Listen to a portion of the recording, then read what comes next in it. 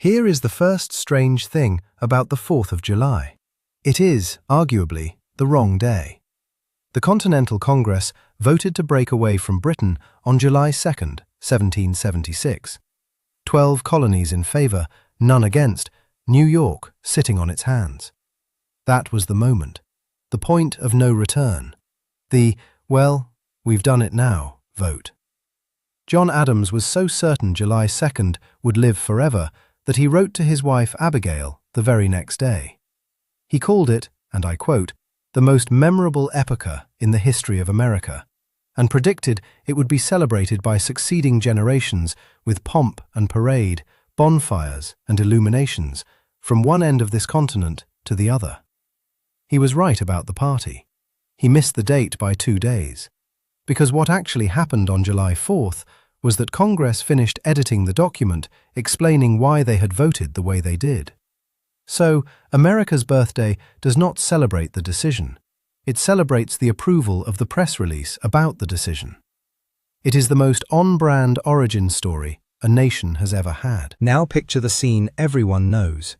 A sweltering room, 56 brave men, quills scratching, John Hancock signing his name enormous, so King George could read it without his spectacles. Almost none of that is true. Start with Hancock. Yes, his signature is enormous. No, he never said the thing about the king's spectacles.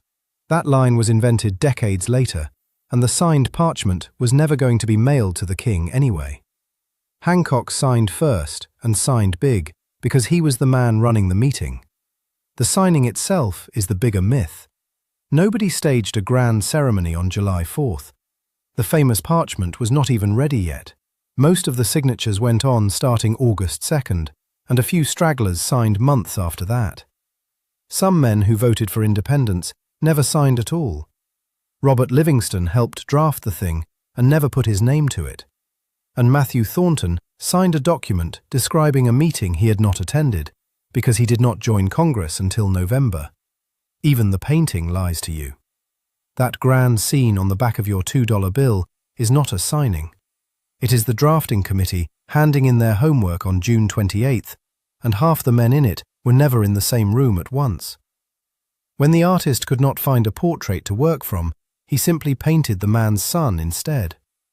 It is a beautiful, patriotic, historically fictional group photo. You would assume the young country threw itself a party immediately. Not quite. Congress did not make Independence Day an official holiday until 1870, and at first only for federal workers in Washington, D.C. The rest of the country's paperwork caught up later. Freedom, apparently, has a filing order. And the government did not promise its hourly federal workers they would still get paid for the day until 1938. The salaried folks had been enjoying that for decades. Early celebrations were also genuinely dangerous. 19th century Fourths involved so much unsupervised gunpowder and homemade explosive that in one year, 1903, medical journals counted 466 people dead and over 4,000 hurt. A great deal of it was tetanus from filthy blank cartridges. So reformers launched a movement. Its actual name was the Safe and Sane Fourth. The name tells you exactly how the previous ones had been going. The founders wanted illuminations. They got emergency rooms. Now the fact that sounds invented, but is completely true.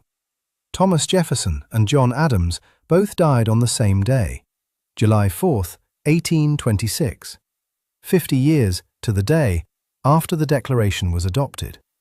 These two were the odd couple of the founding, collaborators, then bitter rivals who did not speak for years. Then, in old age, gentle pen pals again, trading long and affectionate and occasionally passive-aggressive letters. In his final hours, Jefferson reportedly kept asking the same question. Is it the 4th yet? By one account, he pressed until someone nodded yes, though it was not quite yet. He made it to the actual 4th. He died in the early afternoon. That same day, hundreds of miles north in Massachusetts, Adams was fading too. His last words are traditionally given as, "Thomas Jefferson survives." The one person at the bedside said she only caught the name. History filled in the rest. But if he said it, he was wrong. Jefferson had died a few hours earlier. Two of the men most responsible for the document, gone on the same afternoon, on its 50th birthday. One of them, maybe, signing off with a sentence that was touchingly, cosmically incorrect. And if that is not enough, James Monroe, the 5th president, also died on the 4th of July. 5 years later, in 1831. At this point, the date was starting to look less like a holiday and more like a deadline. 3 of the first 5 presidents died on the 4th. The other 2, Washington and Madison, evidently did not get the memo. Madison missed it by 6 days, which we choose to read as spite. Then it simply stopped. No president has died on the 4th of July since 1831. So it was less an ongoing curse and more a strange early cluster that quietly closed. For balance, one president was born on the 4th, Calvin Coolidge, nicknamed Silent Cal, famous for barely speaking. A man so quiet, he arrived on the one day of the year guaranteed to be loud. The Liberty Bell is the icon, but it did not crack ringing out for independence in 1776. That story comes from a short story, an actual work of fiction published in 1847 that schoolbooks quietly promoted to fact. Historians doubt the bell rang at all that July.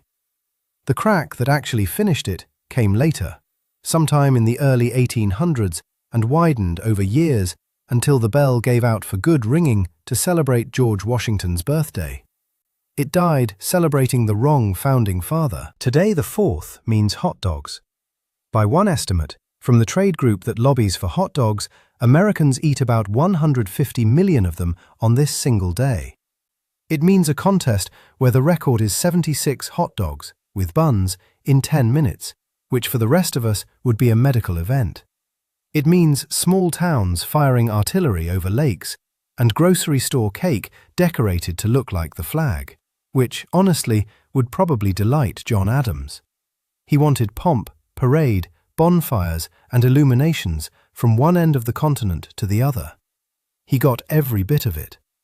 On a document editing anniversary, he privately thought was the wrong day, celebrating a signing that mostly happened in August, immortalized by a painting of a meeting that never took place. America has been improvising this holiday from the very beginning, and that might be the most patriotic thing about it. This channel puts you inside history's weird days with the details the textbooks skip. Subscribe. We hope that you have found this educational, enlightening, and above all, entertaining. Please like and subscribe. It really does help us to bring you more and better content.